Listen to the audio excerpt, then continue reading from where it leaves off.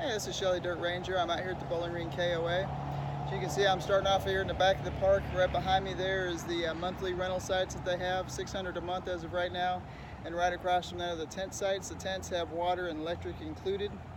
We'll swing it around. One of the cons of this campground to me is you have the ramp that connects I65 to the Natcher, which is right behind me. I'm standing here listening for the noise, and it's really not that bad. There's plenty of trees in here and lots of shade, so that helps block some of the noise.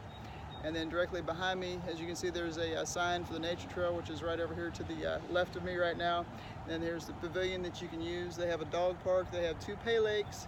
They have Minature Golf that you get 1 free game a day whenever you stay here. They have Wi-Fi, and then most of the sites have at least electric and water hooked up to them. I'll go ahead and put the additional things in here. They have cabins for rent. They have paddle boats. They have all kinds of additional things. They have a swimming pool. But I will put all that in my review, so that way that's included in here too, and also a map of the place. But it's pretty nice.